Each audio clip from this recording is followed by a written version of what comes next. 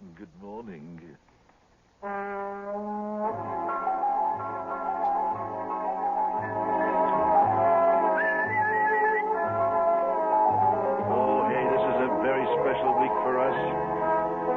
Johnny Parker and the orchestra was celebrating my 30th year with CBS. Wow, and they said it wouldn't be done. They said it couldn't last. We've prepared some very exciting things for you this week. Our shows will be loaded with a lot of great names in show business. Some loaded, some not. Friends of mine whom you all know. And in case you happen to miss one of the shows, we're going to repeat the show every evening. So you tell the old man if he wants to hear what the Godfrey show sounds like in the morning, he should tune it in tonight. You look up the time on your local station, huh? 30 years. Boy, oh, boy. CBS has been very nice to me, which is, of course, not to say that we haven't had our arguments. You know, our arguments never seem to change their opinion of me, though. That's the nice part about it. They have always said, Arthur, we don't care if we have 1,000 arguments with you, as long as we don't lose one. All this chuckling you hear is from the long roster of wonderful guests who have come here. The Wilsons, the Meredith Wilsons, with the lovely wife, Renee, of course, is wherever you find Meredith. And they just got off the airplane from San Diego, or was it Los Angeles? Los Angeles, no. And next to Meredith, on his left, sits one of the loveliest ladies we've ever seen on Broadway, June Havoc, who herself has a play on Broadway, Meredith. She has joined your ranks. Rephrase that, Arthur. She got a great play on Broadway. Thank you. Marathon 33, really a standout. Well, now, there you are. Well, you can't buy that kind of recommendation, you know. You have to pull out of people. That's all you do. I tell you, you can if you give him a little poppycock. He loves that. I understand that's the one thing he hasn't got enough of. What's the derivation of the word, Arthur? I tell you, ask my Pennsylvania Dutch friends. They'll tell you. And on the left of June Havoc is Carmel Quinn, who, bless her sweetheart, has come all the way down from Toronto, where she's appearing at the Royal York. At the Royal York. I wouldn't miss this for anything. Oh, sweet. And look at who's sitting next to you. I hauled her up here myself yesterday from Miami. Holly Loki is Isn't here. It good Oh, it just wouldn't be right without Holly. And I hauled her up here in a new airplane I've been flying, Meredith. A thing called a Gulfstream. Oh, a jet. A prop jet, yes. It's the loveliest airplane I have ever flown in my days. Did you enjoy your trip up, Holly? I sure did, Arthur, and it's nice to be here. You know what we did? We left Miami at 10:30 Sunday morning. We arrived at Pittsburgh to drop Leo Diorsi off at 2 o'clock, or 5 minutes to 2. I went over to Dulles Airport in Virginia, 35 minutes from Pittsburgh to Dulles, to drop Mary off. And then came up here, and we were here by 4 o'clock in the afternoon. A total of 5.5 hours to make all that run. Why? Wasn't that something, huh? I don't understand that. If that plane's only a prop, how do you make it go? Prop jet. Oh, I beg your pardon. It's not a prop. It's practical. Prop. That's a good one, huh? That's a good one, huh? I got you now, Meredith. I got you on sure that. did. Thank you good on that one. Sid, I asked him to come here specially because Holly Loki is here. Is Dennis Ragoff from the review at the Hawaiian Room. That place across the street from that little hotel. What do they call it? The Waldorf Astoria. Yeah, that little bitty place. The Lexington Hotel Hawaiian Room. There's Dennis Ragoff. And on my right sits my father, Pat Buttram. I wouldn't. How nice of you to come all the way in for this. Or did you come for old Smiley? I came back to appear with Mr. Sullivan on his Sunday night show. But I thought I'd drop over here and kind of visit with you. I notice everyone else got an introduction. I got an explanation more than anything. Will you take a message to Mr. Sullivan when you go? from me? Yeah. I'll give it to you after we get off the air. There is also Richard Hayes standing over there at a microphone. And where's Rufus Jarman? What happened to Rufus? Down the end. Rufus is way out down there on the end. And Billy Dupree, where's Billy? Over here. Billy's over there. We got cast spread all over the studio here. And, well, that's nothing unusual, is it? It's always spreading around in here. And Johnny Parker and the band. And we want to open this thing with a little tune that was written by Lee Irwin, if you folks please. And Richard and I will open this show with it because it kind of gets things off. The anniversary polka. We'll dance until we see the morning sun. The anniversary polka. We'll have ourselves a barrel full of fun. There will be such a celebration. Friends will come from far and near. And we will wake up the whole creation while we sing and dance and spread good cheer. The anniversary polka. We'll have ourselves a ball. The anniversary polka. The anniversary. Good times here for everybody. Good times here for all. Look out, man.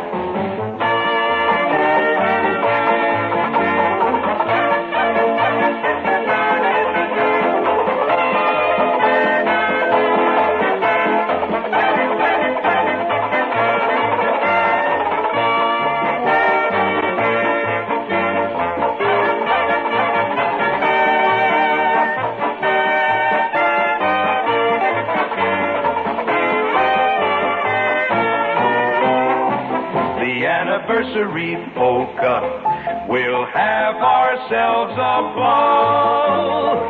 The anniversary polka. Good times here for everybody. Good times here for all.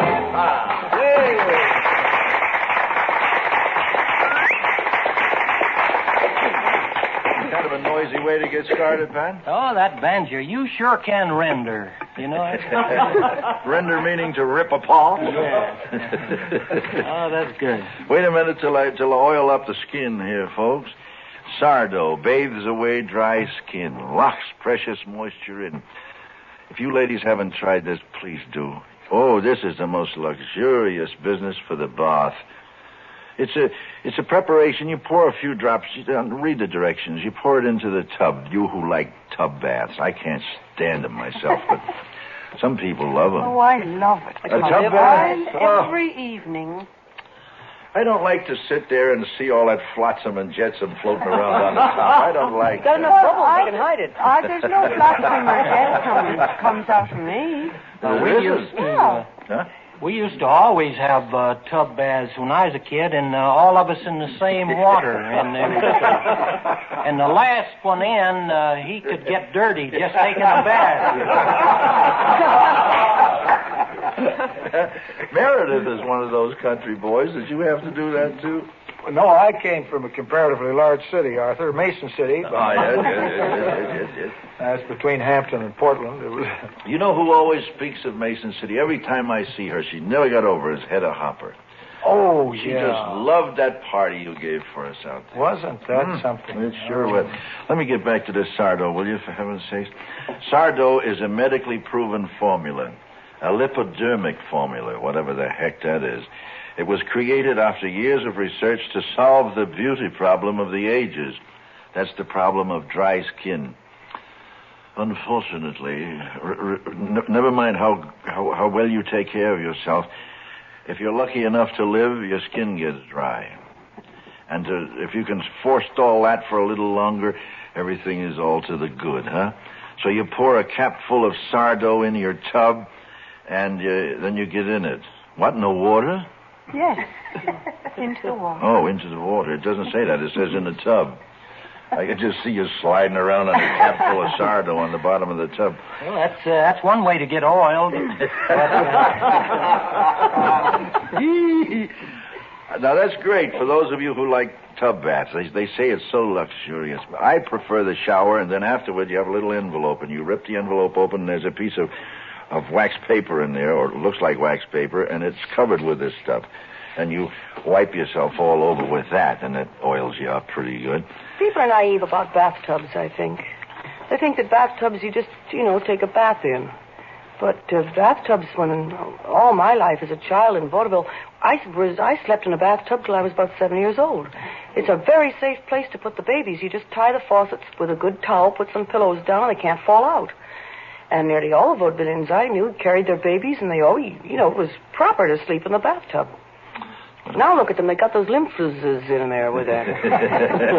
Pretty snazzy. That's June Havoc who is telling you that story, and I remember. I think you're right too, because I remember when they used to make gin in it. Junie, when you let the baby sleep in there, you got to be careful and leave the stopper in, don't you? Well, you have to tie the faucets, you see. Oh, Meredith.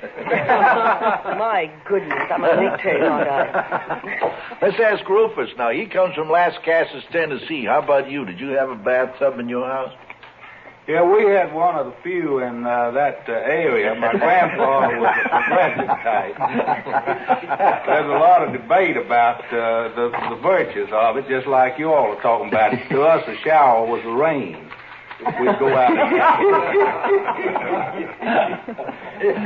How about in Brooklyn, Richard? Well, we had a bathtub, but we had a bathtub in what was my bedroom. And what my mother did was put planks across the top of it and then put a slip cover on it, so it looked like a very high studio couch. No. And to this day, they look very ugly to me if they're low. And so, Carmel, what's the custom in Old Ireland? Well, what we had when I was a little girl, which wasn't too long ago, we had like a big zinc bath, a grey bathtub with two handles. I love them. It doesn't show the ring, yes. Yeah, and on Saturday nights it was hauled out and put in front of the kitchen fire. A big fire banked and the kettle's boiled and pour in, and then in you get, well, it's gorgeous. I don't care what you may say, to just sit in a bath in front of a roaring fire. And we'd soak there for a while. That's wonderful. You say we. Was there 2 or 3 of you? Always. Not less than 3. And any stray neighbors who came in hopped in, too. And Holly Loki on the big island of Hawaii, down in Hilo, you just walk into the ocean, didn't you? Right, after the Pacific Ocean, I said. Biggest tub in the world, boy. Can I remind you of Ovaltine? Come on, you haven't had a cup of Ovaltine for a long time, and it's so good for you. It contains 27 vitamins and minerals and food elements that you need, and you're on a diet trying to lose weight, and perhaps you're not getting everything you ought to have to eat, so have a cup of Ovaltine once in a while. You'll find it's very nice and satisfying. It's the most popular fortified food drink in America. That is very intriguing, this business of the bath. How about over on the island of Kauai, Dennis? Well, I used to take a bath in a big oil drum thing. For you, that had to be a terrific drum. Not really. I was pretty small. I mean, I wasn't really big when I was a kid. Dennis is the original Mr. 5x5, you know. But he sure can play that ukulele. You want to hear him? Holly, will you do something? All right. Boy, this takes me back to 1950 when I first met Holly Loki in Honolulu and brought her over here. And now you will hear her sing the song that she sang for me. And Dennis and I will accompany her. Yeah, you watch the conductor now. Johnny Parker. You ready?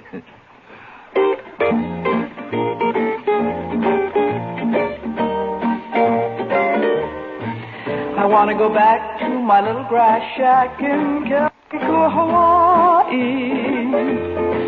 I want to be with all the kanis and wahinis that I knew long ago. I can hear ukuleles playing on the beach at Ho'onau.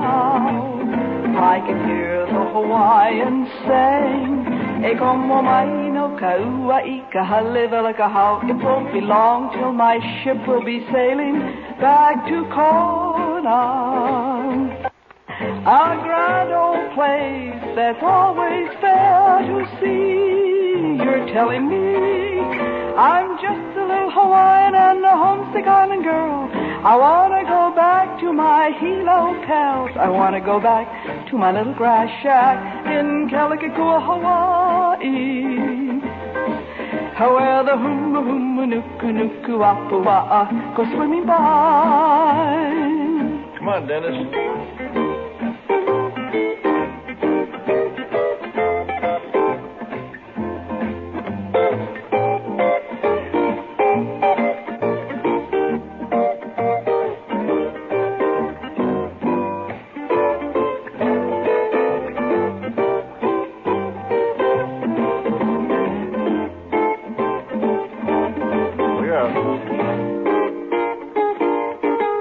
It won't be long till my ship will be sailing back to Kona, a grand old place that's always fair to see. You're telling me I'm just a little Hawaiian and a homesick island gal. I want to go back to my Hilo pal. I want to go back to my little grass shack in Kelikakua, Hawaii. Where the humma nuku nuku apua go swimming by. Where the humma nuku nuku apua go swimming by.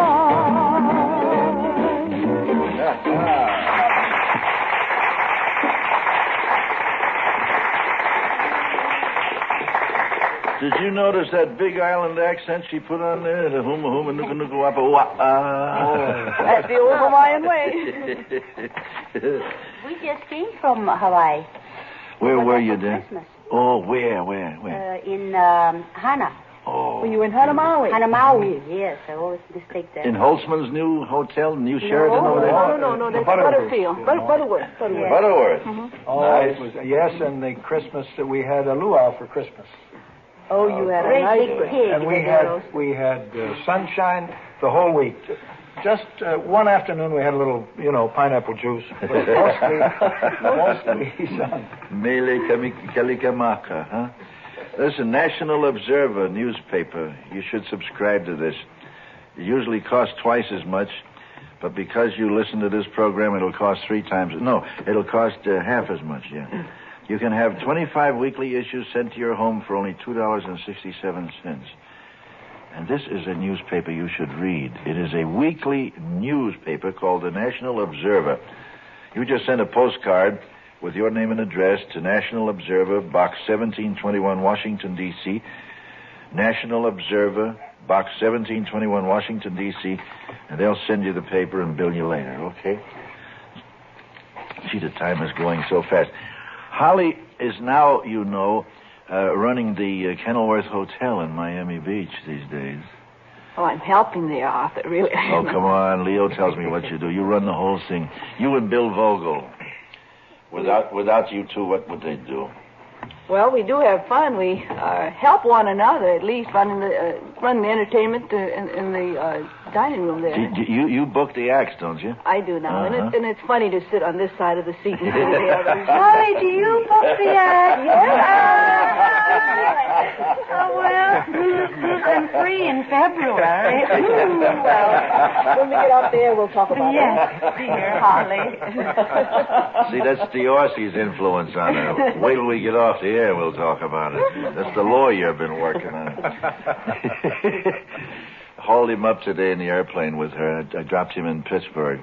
And, I hope you landed. It's funny, that's what Ed Murrow said on the phone. I hope you landed before you dropped him. But... How is he? Is he well? Very well. And we'll all be right back. Please don't go far away.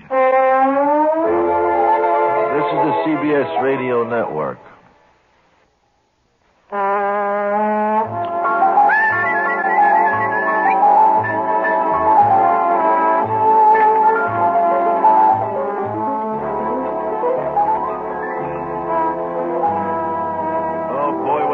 Special day in addition to the orchestra and Dennis Rager and Rufus Jarman and Richard Hayes.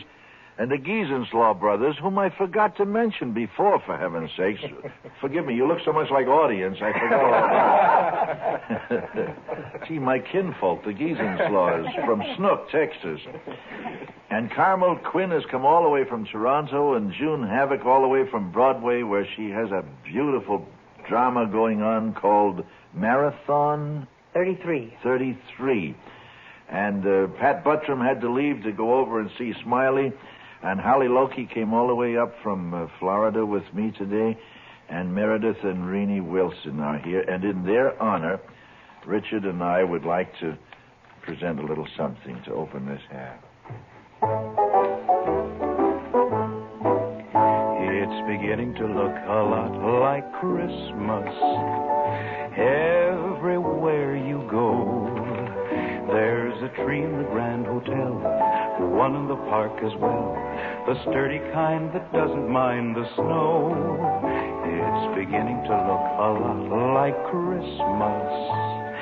Soon the bells will start, and the thing that'll make them ring is the carol that you sing right within your heart. There'll be walk-around songs and talk-around songs and songs of the inn and stable. There'll be morning-time songs and evening-time songs and grace at every table. And jingle bells will jingle all the way, all day. It's beginning to look a lot like Christmas.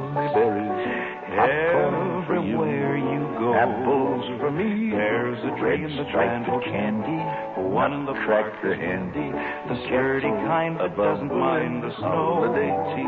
It's beginning to look a lot like Christmas. And threatening. Maybe it won't. Bells will stay, and it may. And the thing that'll make them ring is the carol that you sing right within your heart, right within your Christmas heart. Oh, I love it.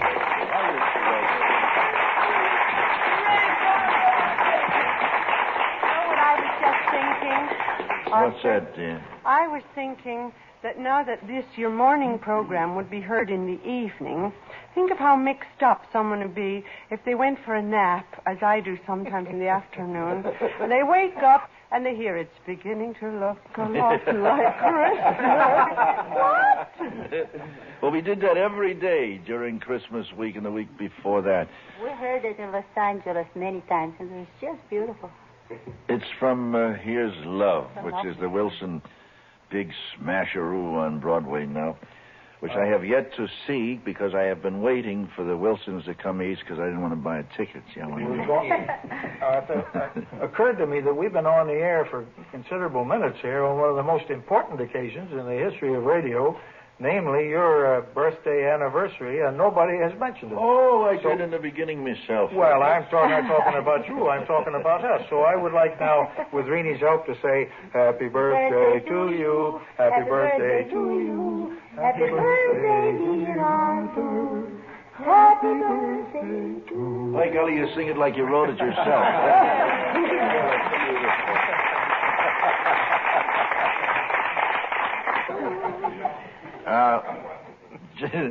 Gillette stainless steel blades are our sponsor. Have you gentlemen by any chance tried them yet? The Gillette stainless steel? Have you? Yeah. What do you think of it, my love? It's just great.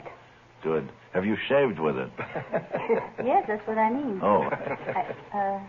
What do you like about it, dear? Well, I use it to scrape my carrots.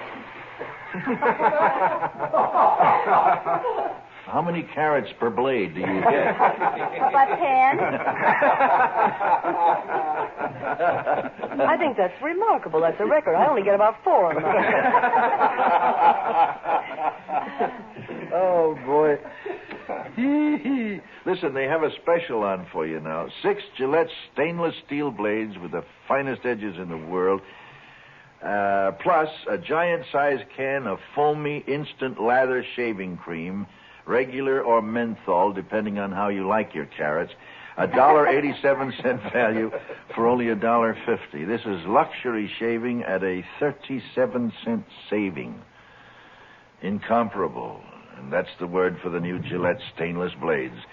On any steel, it's the edge that counts, right? And then Gillette edges are the world's sharpest and make for easiest shaving.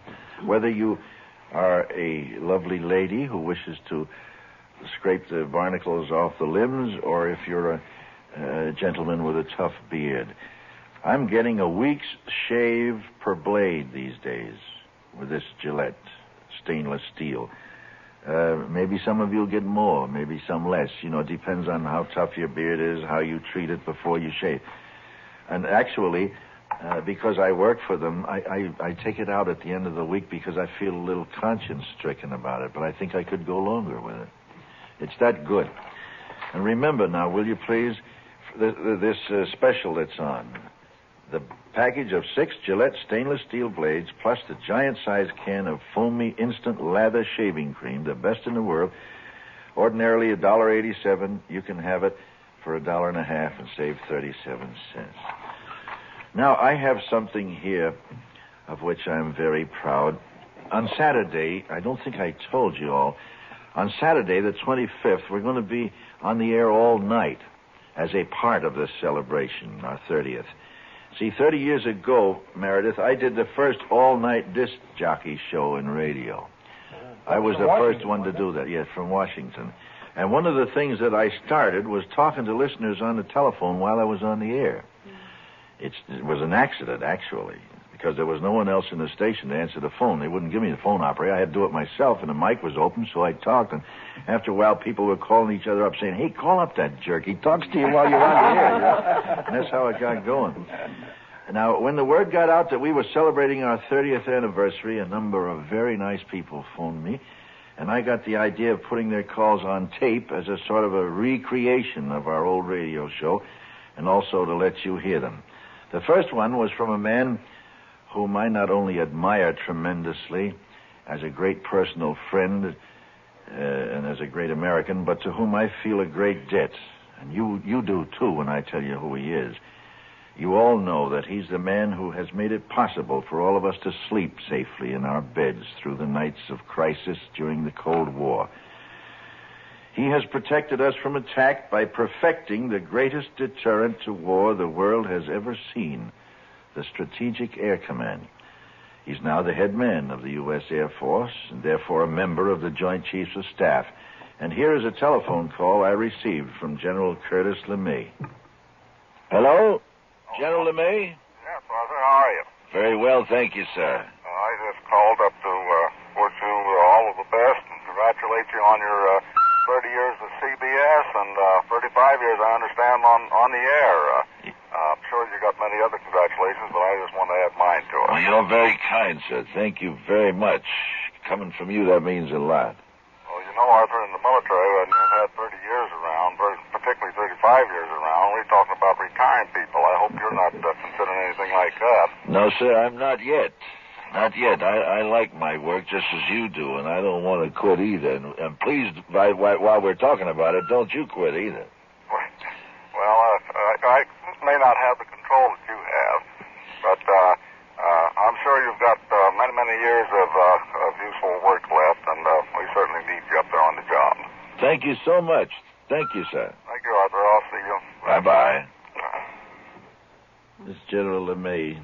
And, of course, it would be a very easy thing for me to go on and sing about him for the next hour. The more you know this guy, the more you realize what a great, dedicated American he is. But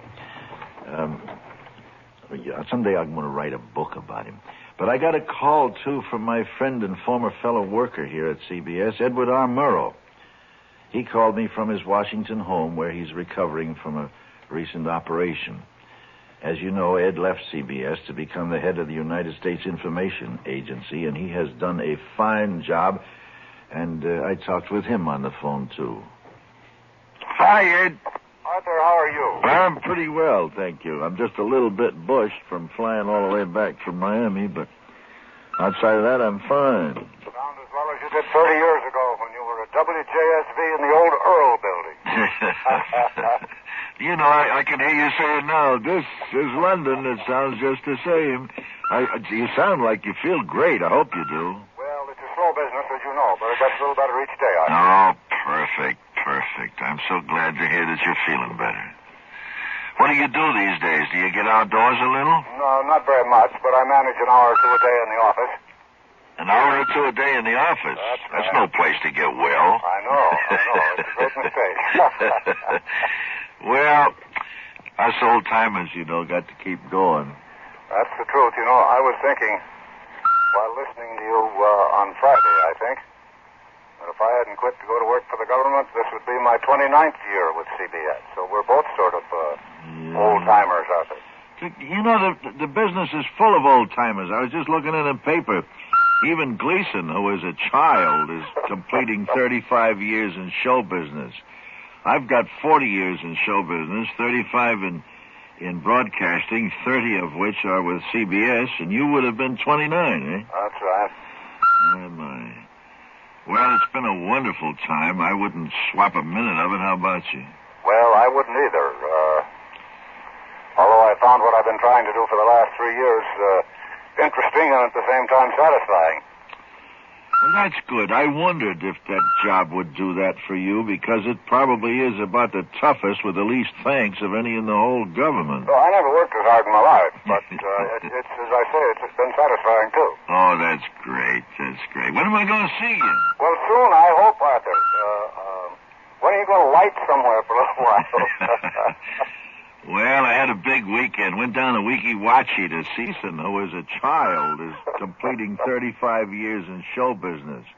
I've got 40 years in show business, 35 in broadcasting, 30 of which are with CBS, and you would have been 29, eh? That's right. Oh, my. Well, it's been a wonderful time. I wouldn't swap a minute of it. How about you? Well, I wouldn't either.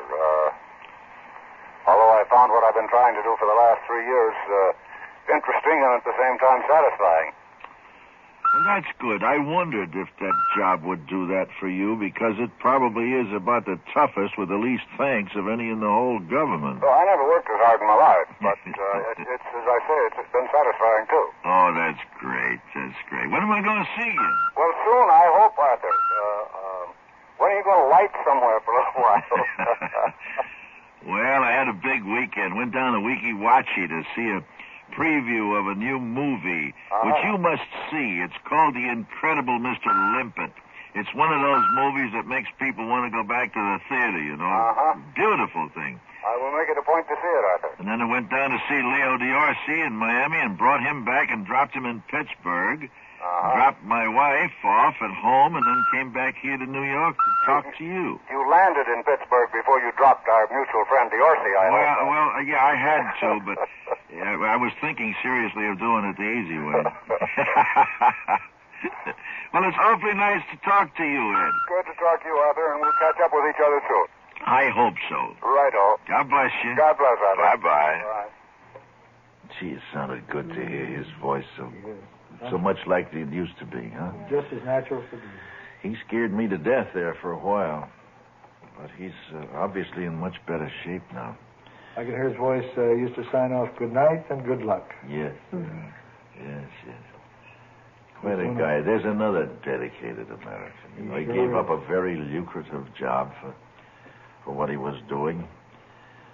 And, as I said, very little thanks for it, too. How would you like to have a place in Florida, over on the West Coast? I mean, for $49 a month, you and your family could move in it if you don't have too big a family. Now, this is no mansion, no. But this is a lovely little home in a very fine community called Port Charlotte, which I have visited. I have seen it. You know me, I wouldn't give you a steer on it if I didn't know it was okay. And it's built and developed by the General Development Corporation, which is about as fine an outfit as there is around. Would you like to look into this? Think, for $49 a month you can have this. Yeah, $240 down. Well, you can't rent a closet for $49 a month in New York, can you? And this is in Florida. A lovely little community of some 10,000 people. Would you like to dope on it? Write to me at Box 99, Miami 34 is my Florida address. Incidentally, an offering statement's been filed with the New York Department of State, and a copy is available upon request. You get faster service if you write to me, Box 99, Miami 34, Florida. Box 99, Miami 34. Okay? Carmel? Yes. I don't think that Leanie and Meredith and June and the rest of them have heard you and I do this little duet that we had so much fun with. Would you like to do it with me? Would you? I love to do this with her because I put my arm around her waist.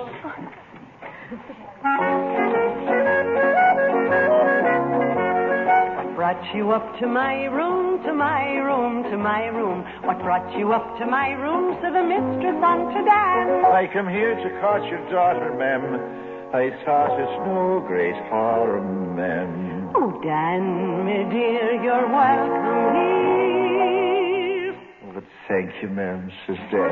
How come you know my daughter, my daughter, my daughter? How come you know my daughter? To the mistress unto Dan. Going to the well for water, ma'am, to raise the can. I taught her, ma'am. Oh, Dan, 'tis you're the handyman. Oh, thank you, ma'am, sister. She's a bonny girl, your daughter.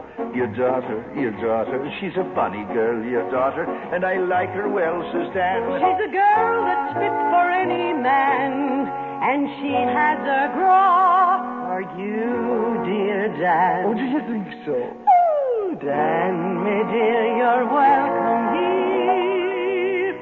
Thank you, ma'am, says Dan.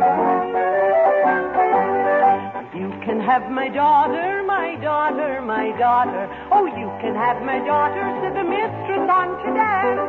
But if you take my daughter, Dan, of course you'll take me also, Dan. Glory be to the Lord. Oh, Dan, my dear, you're welcome here. Oh, thank you, ma'am, says Dan.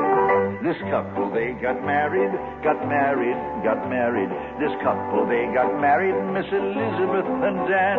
And now he keeps her mother and her father and her brother and... Oh, Dan, 'tis you're the lucky man. Thank you, ma'am, says Dan.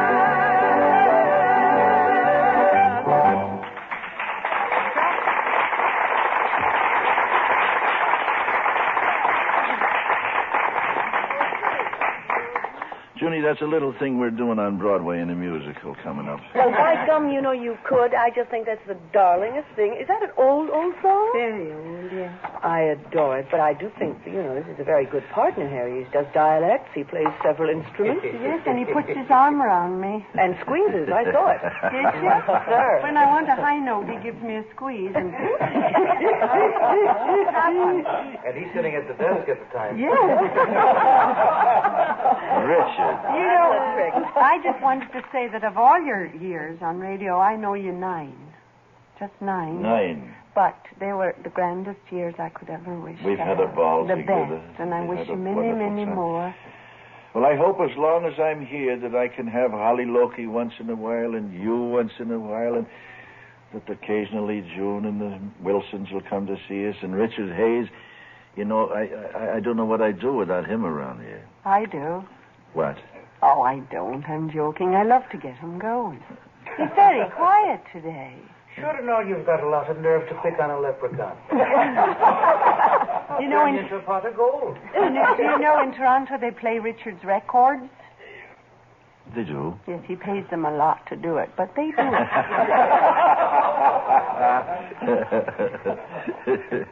You know what I'd like for you to do? To listen to Billy Dupree. Have you ever heard Billy, Meredith? I don't think I have, Arthur. Billy is an ex-sergeant from the Air Force Singing Sergeants. Have you ever heard them work together? Yes, I have. Well, he was the soloist for how many years, Billy? 12? Oh, 12 years. 12 years. And just recently, he has retired from the Air Force, resigned, and his enlistment expired. And he's come out to make his way in the world. What are you going to do for us today? The work song. This is The blues? Blues kind Oh, of I'd love to hear him do this. This is Billy Dupree.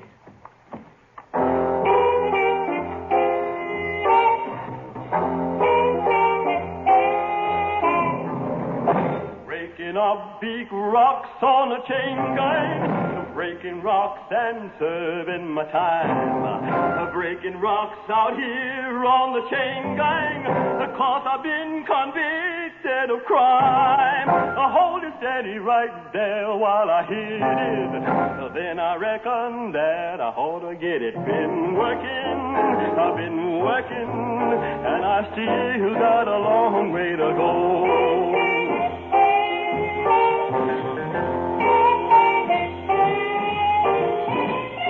I committed the crime, Lord, of stealing, the crime of being hungry and poor. Left the grocery store man a grieving when he caught me robbing a store. Hold it steady right there while I hit it, how I reckon that it ought to get it. Been working and working, but I still got a long way to go. Judge, he say 5 years hard labor. To the chain gang you gonna go. I heard the judge say 5 years of labor. I heard my woman scream, Lordy, no. Hold it steady right there while I hit it, till then I reckon that I ought to get it. Been working and working, but I still got a long way to go.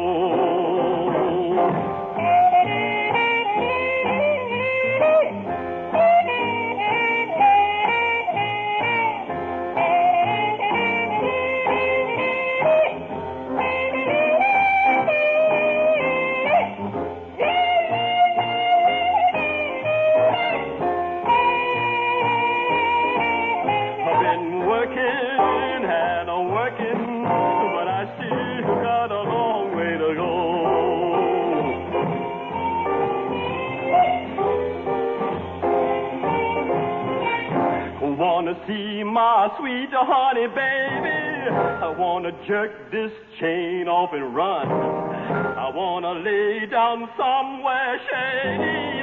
Lord, it sure is hot in the sun. I hold it steady right there while I hit it, then I reckon that I ought to get it. Been working and working, but I still got a long way to go.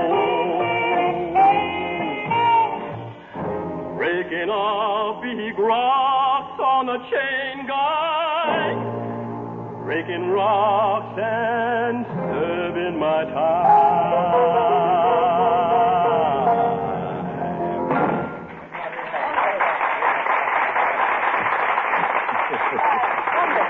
Isn't that beautiful? Oh, it's better than that. What makes me mad is he stands back 6 feet from the mic, you know. Get some Minute Maid Orange Delight, will you? Oh, man, what a nice drink this is. Here's an inexpensive orange drink that'll give you all the vitamin C you need. It gives you twice as much as the adult requirement per day, according to Uncle Sam. And it's delicious, it's nourishing, it's especially great for the kids and yourself. And serve it any time of the day, all day long. Costs you less than a nickel a glass.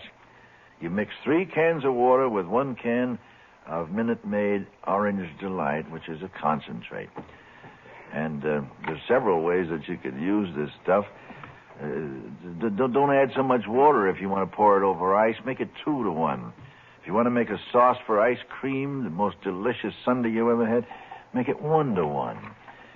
You'll experiment with it, and you'll find that Minute Maid Orange Delight is one of the most practical things that you can get for the kitchen to help you with your meal planning. There's so many ways you can serve it, and at the same time, it's right there for you when you need a beverage that's healthful. Minute Maid Orange Delight in a golden can in the freezing department, the frozen foods department of your grocer. Minute Maid Orange Delight. Got it? Right. Now, we have another surprise for Meredith and Renee. I have 4 gentlemen here from Snook, Texas. Actually, they're not from Snook. I met them at Austin at the University of Texas. And they have a special way of rendering music. And when they finish, I think you will say that the word render was correct. I want you to hear them do one of the most beautiful songs you ever wrote, Meredith. And I think the treatment will touch you deeply. Well, we're looking forward to it. We've heard these brothers on your show on many occasions. And how they do it, I'm still trying to figure out. They would like to know themselves. Sammy, you have anything to say before you leave this vale of tears? There was two things I wanted to say. One is that out of your 30 years, we've only been with you about 1 year. And if we wanted to express our thanks and appreciation of what you've done for us in that one, it would take us at least 30 more. Well, now, that's nice.